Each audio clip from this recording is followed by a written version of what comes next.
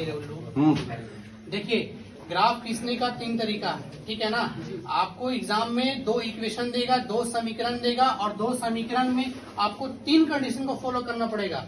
Graph खींचने के लिए याद रखना, कंडीशन को चेक करना बहुत ही जरूरी है।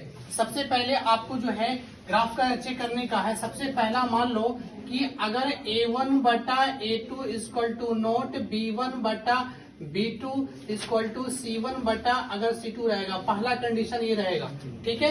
सेकंड कंडीशन ये रहेगा कि A1 बटा A2 इक्वल टू B1 बटा B2 equal to note C1 बटा C2 रहेगा। और एक थर्ड कंडीशन आपका ये होता है कि A1 बटा A2 इक्वल टू B1 बटा B2 इक्वल टू C1 बटा C2। याद रखना, इस 3 कंडीशन को फॉलो करना बहुत ही जरूरी है। सबसे पहले मान लिया कि 2 इक्वेशन आपको देगा। मान लिया फर्स्ट इक्वेशन है A1x plus B1 y plus C1 equal to 0। Equation first ये हो गया। सेकंड आपका इक्वेशन ये रहेगा कि A2x plus B2 y plus C2 equal to 0।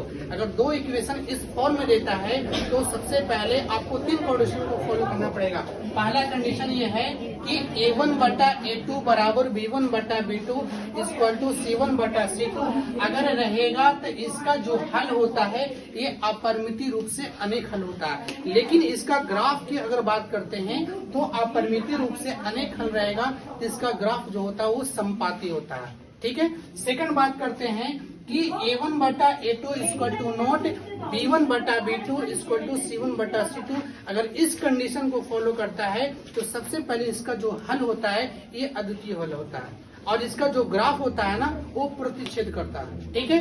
उसके बाद लास्ट कंडीशन आपका ये है कि अगर A1 बटा A2 इक्वल टू B1 बटा B2 इक्वल टू C1 बटा इक्वल टू नोट C1 बटा C2 अगर रहेगा तो इसका जो हल होता है इनमें से कोई हल नहीं, इसका मतलब कोई हल ही नहीं होता। अगर कोई हल नहीं होगा इसका जो ग्राफ होता है वो होता है समांतर होता है। थैंक यू, इतना तो समझ में आया होगा ना, शुक्रिया। वो एडिट हो जाएगा। चलो अब बनाओ।